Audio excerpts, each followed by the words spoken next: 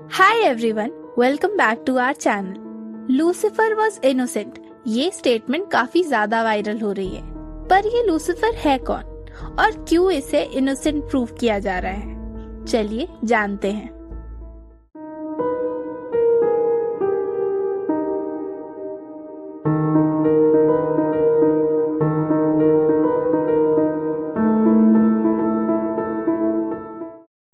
Lucifer नाम का मतलब है बियरर ऑफ लाइट, मतलब प्रकाश फैलाने वाला, या मॉर्निंग स्टार, मतलब सुबह का तारा। Lucifer one of the greatest angel हुआ करता था अकॉर्डिंग टू क्रिश्चियन माइथोलॉजी, जो कि अपनी ब्यूटी और इंटेलिजेंस के लिए जाना जाता था। पर मैंने कहा हुआ करता था, मतलब है नहीं। इसके पीछे एक कहानी है। लूसीफर गॉड का एक बहुत ही परफेक्ट क्रिएशन था, इसलिए वो बाकी एंजल्स के बीच काफी पॉपुलर था। उसे हर चीज का ज्ञान था, इसलिए बाकी एंजल्स उसे फॉलो करने लगे थे। कहानी के अनुसार एक बार गॉड और जीसस के बीच एक प्राइवेट मीटिंग हुई, जिसमें लूसीफर को नहीं बुलाया गया था। इस बात से लूसीफर काफी हर्ट हुआ, उसे बहुत गुस्सा आया, क्योंकि उसे अपने ज्ञान पर बहुत घमंड था। धीरे धीरे उसने अपनी आर्मी बनानी चालू की उन एंजल्स के साथ जो उसके फॉलोअर थे, और उन्हें वो कन्विंस करने लगा कि वो जीसस से महान है। धीरे धीरे बहुत से एंजल लूसीफर की पूजा करने लगे, उसकी बातों में आकर उसे ही भगवान मानने लगे। लूसीफर की मनमानी की बात जब गॉड को पता चली, तब गॉड ने एक इम्पोर्टेंट फैसला लिया। लूसीफर चीफ ऑफ एंजल था, गॉड ने उसे इस पोजीशन से हटा दिया और हेवन से निकाल दिया। सिर्फ लूसीफर ही नहीं, जो एंजल लूसीफर की बातों में आकर उसके फॉलोअर बने थे, गॉड ने उन्हें भी हेवन से निकाल दिया। हेवन से बाहर होने के बाद लूसीफर अपने फॉलोअर के साथ स्पिरिट वर्ल्ड में आ गया, जिसे हम हेल के नाम से जानते हैं, जहाँ लूसीफर का नाम सैटन पड़ गया और उसके फॉलोअर्स डीमन कहलाने लगे।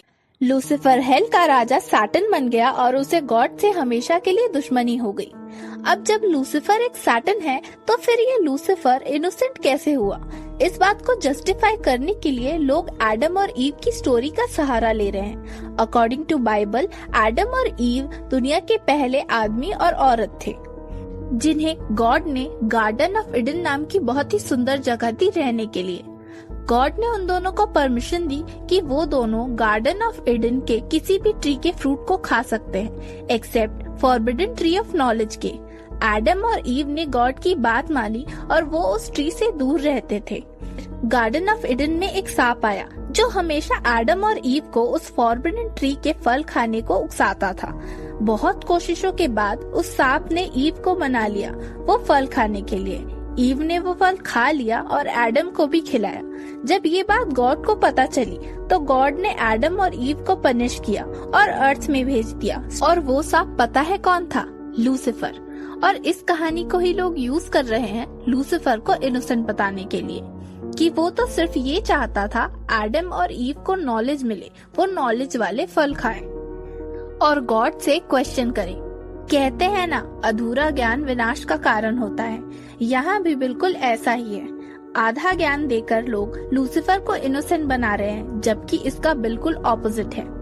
लूसीफर सैटन है, और किसी भी सैटनिक रिचुअल में आपने सुना होगा कि ह्यूमन सैक्रिफाइस, सेल्फ हार्म जैसी चीजें इंक्लूड होती है। जो ये रिचुअल करता है और सैटन को मानता है, इवेंचुअली उसका भी हार्म ही होता है।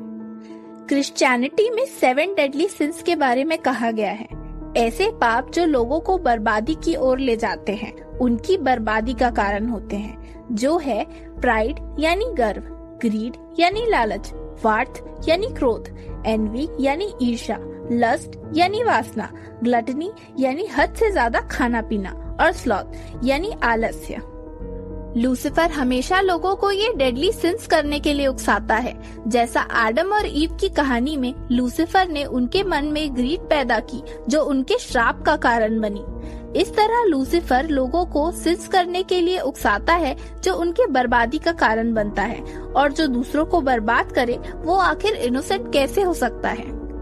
इसलिए लूसीफर वॉज इनोसेंट ये स्टेटमेंट बिल्कुल गलत है। जैसा श्रीमद् भगवत गीता में लिखा गया है, लोग भगवान को छोड़कर कलयुग में शैतान की पूजा करेंगे, ये लूसीफर वाली स्टेटमेंट यहाँ बिल्कुल फिट बैठती है।